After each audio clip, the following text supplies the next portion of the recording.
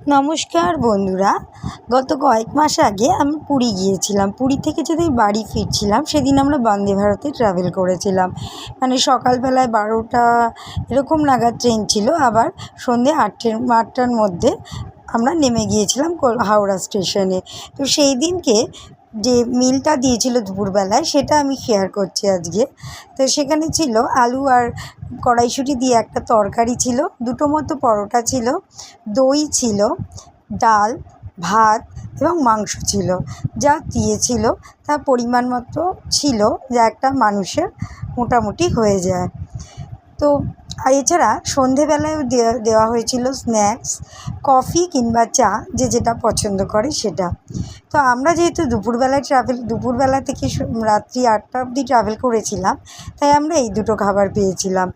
আবার যারা সকালের দিকে ট্রাভেল করে, মানে সকাল 6টা না কটা থেকে যেন ট্রেন থাকে 12টা পর্যন্ত, তারা শুনেছি সকালের খাবারটা, ব্রেকফাস্টটা পায়।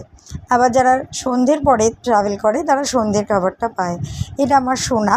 তো যারা ট্রাভেল করেছো তারা জানিও এটা কি ঠিক। আর এই অবধি রাখলাম, টাটা।